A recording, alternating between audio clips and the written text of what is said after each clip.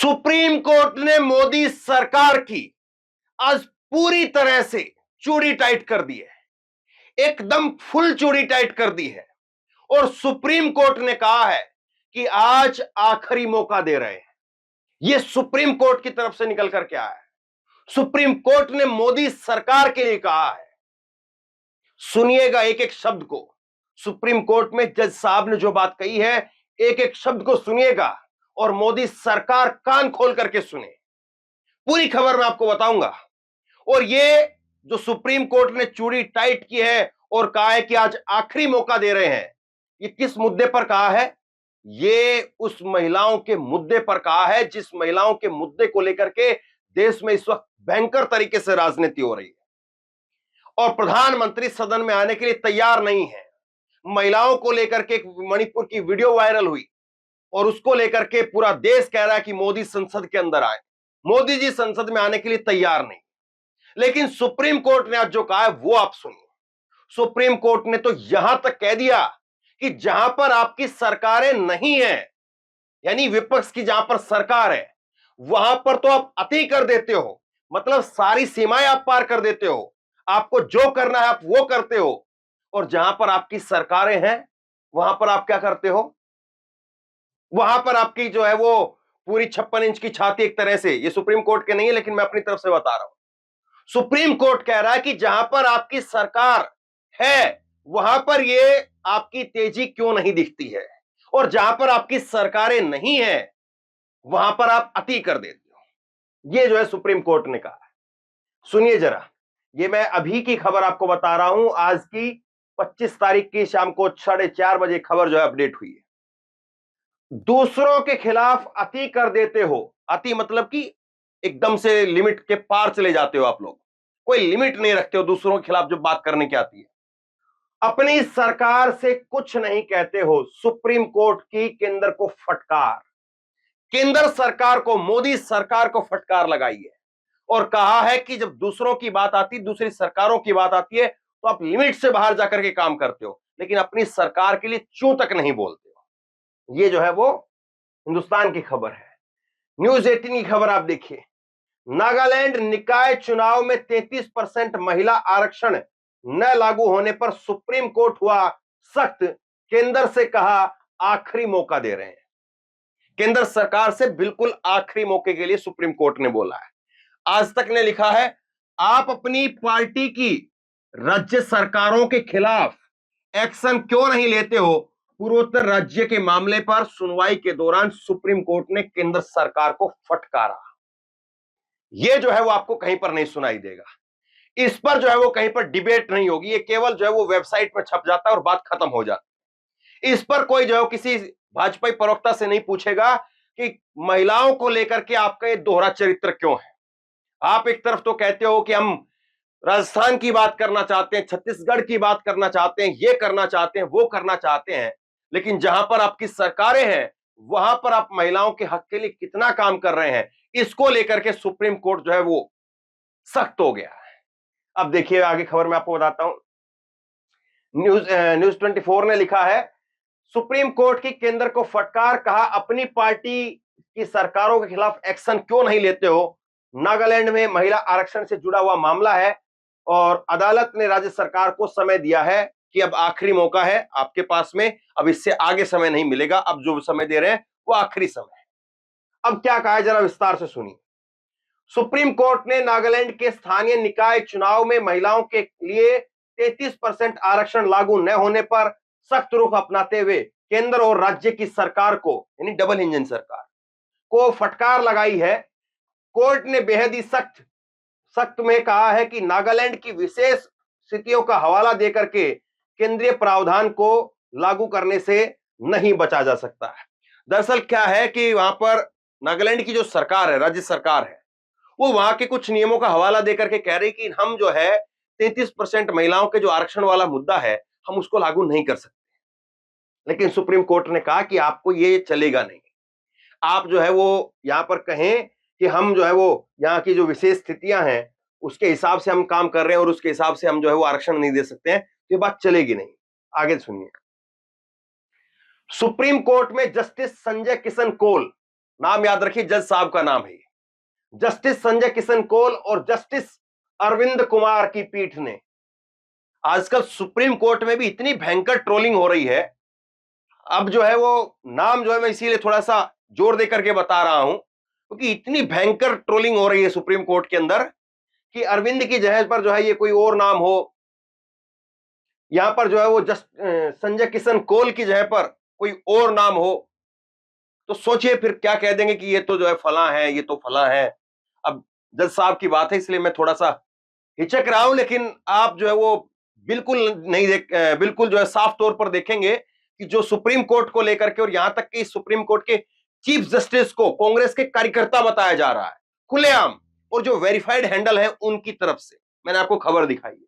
खैर, जस्टिस संजय किशन कौल है और जस्टिस जो है वो अरविंद कुमार की पीठ है, दो जजों की पीठ थी, और इसमें इन्होंने कहा है कि केंद्र सरकार को भी यह देखना चाहिए कि नागालैंड के पर्सनल कानून और राज्य को मिले विशेष दर्जे को प्रभावित किए बिना भी वहां पर पूरे देश जैसी व्यवस्था लागू हो सके। कोर्ट ने मामले की सुनवाई अगली 6 सितंबर को निर्धारित करते हुए केंद्र सरकार को कहा है कि हम अंतिम मौका दे रहे हैं। कोर्ट ने यहां पर साफ तौर पर क्या कहा है, वो ये कहा कि नागालैंड की जो सरकार है वो बचना चाहती है। वो कहती है कि जो है वो राज्य के हिसाब से कुछ हमारे अपनी जो है वो का अलग से जो सरकार के जिस तरह राज्य के जो है कानून होते हैं, जिस तरह से 370 का कानून था पहले सुप्रीम कोर्ट ये यहाँ पर जम्मू कश्मीर के अंदर, तो उसी तरह से जो है वो ये बचना चाह रही नागालैंड की सरकार।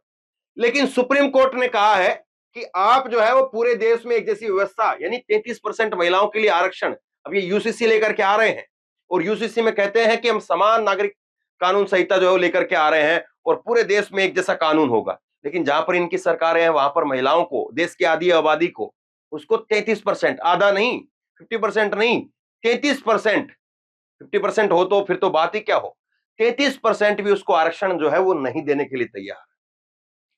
ये देखिए, जो यूसीसी की बात करते हैं उनका जो चरित्र है वो साफ तौर पर नजर आ रहा है कि वो यूसीसी देश में एक कानून लाने के लिए कर रहे हैं या अपने वोट बैंक के लिए कर रहे हैं, ये साफ तौर पर जो है वो दिख जाता है जब सुप्रीम कोर्ट इस बारे में जो है वो इस तरह की शब्दावली का प्रयोग करता है। आगे देखिए इसमें और क्या कहा है। जस्टिस कौल ने कई सारी बातें कही है, ये सुनने लायक है। जज साहब ने जो कहा है वो सुनने लायक है, ये थोड़ा सा और जूम करके मैं आपको सुनाता हूं।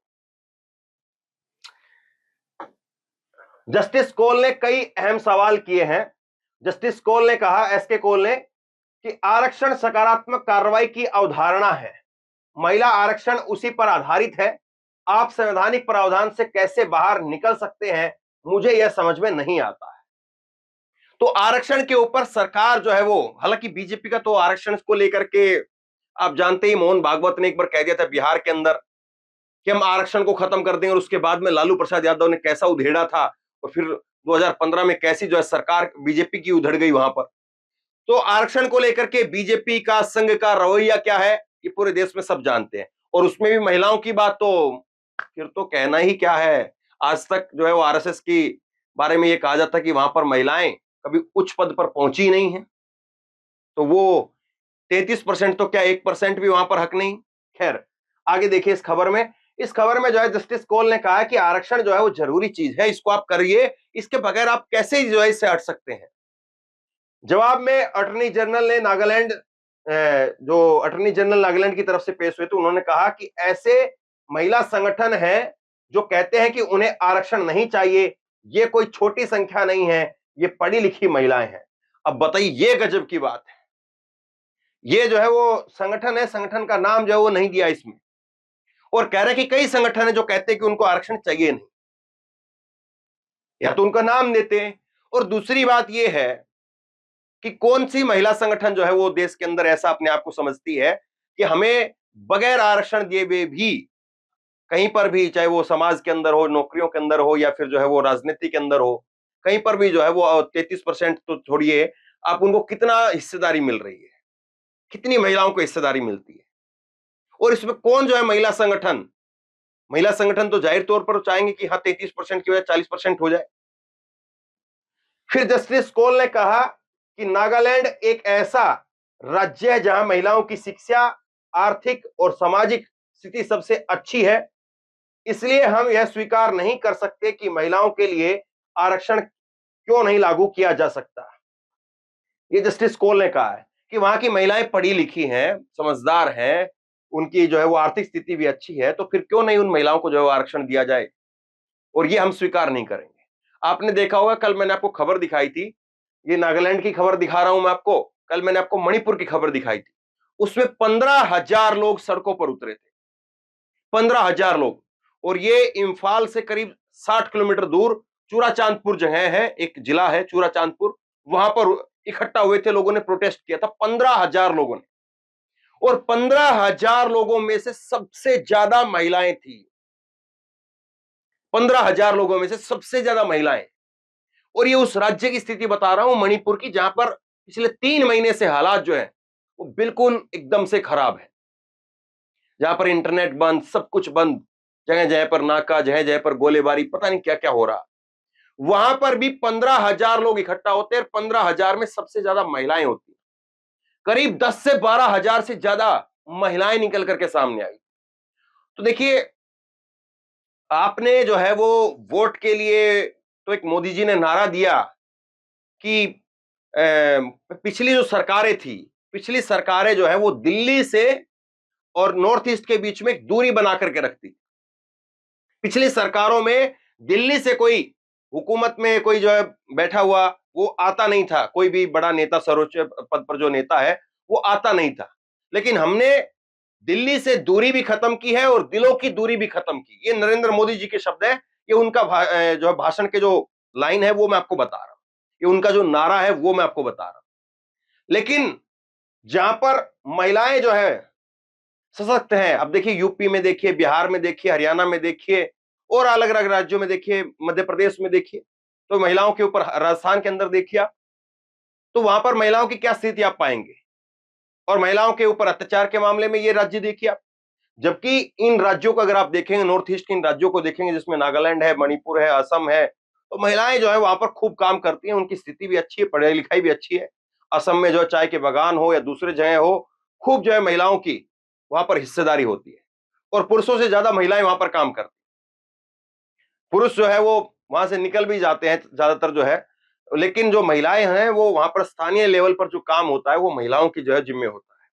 और ऐसे में जो है उन महिलाओं के लिए अब सुप्रीम कोर्ट आगे आ रहा है, क्योंकि और कोई आगे नहीं आ रहा। और इसीलिए सुप्रीम कोर्ट ने जो है उन महिलाओं के लिए, क्योंकि एक वहां पर स्ट्रक्चर बना हुआ है, जहां पर स्ट्रक्चर नहीं है वहां पर तो स्ट्रक्चर बनाना पड़ता है आपको, और उसके बाद में उसके ऊपर आप बिल्डिंग बनाएंगे। लेकिन यहां पर जो है वो बुनियादी जो आधार है महिलाओं को लेकर के, वो बना हुआ है, इसके ऊपर केवल बिल्डिंग खड़ी करनी है, इसके ऊपर बिल्डिंग आसानी से खड़ी की जा सकती है, लेकिन वहां पर आप उनको उतना हक दे नहीं रहे हैं। और इसीलिए सुप्रीम कोर्ट ने कहा है कि अब आखिरी मौका है, आखिरी मौका दे रहे हैं, आखिरी समय दे रहे हैं आपको, कर दीजिए, वरना फिर सुप्रीम कोर्ट करेगा। और ये 26 सितंबर 2024 से पहले एक और फैसला, जो मोदी सरकार के जितने भी 7-8 फैसले मैंने आपको बताए, राहुल गांधी का फैसला, दिल्ली का फैसला, महाराष्ट्र का फैसला, और उसके बाद में जो है वो आप देखेंगे कि मणिपुर को लेकर के फैसला, और अब ये नागालैंड को लेकर के फैसला। इस कई सारे ऐसे फैसले हैं जो मोदी सरकार को सुप्रीम कोर्ट के अंदर पूरी तरह से जो वो बना करके रखे हुए अपनी छवि को, उसको जो है निस्तेनाबूद कर सकते हैं। तो बहरहाल एक बड़ा फैसला है, सुप्रीम कोर्ट ने महिलाओं के हक में एक शानदार बात कही है, और सुप्रीम कोर्ट ने एक बड़ा मैसेज भी दिया है, केवल इस फैसले के अंदर नहीं, बल्कि एक बड़ा मैसेज भी दिया है कि जहां पर आपकी सरकारें नहीं हैं, जहां पर दूसरी पार्टियों की सरकारें हैं, वहां पर तो आप अति कर देते हैं, ये सुप्रीम कोर्ट के शब्द हैं, अति कर देते हैं आप, लेकिन जहां पर आपकी सरकार है वहां पर आप आंख मूंद करके बैठ जाते हैं।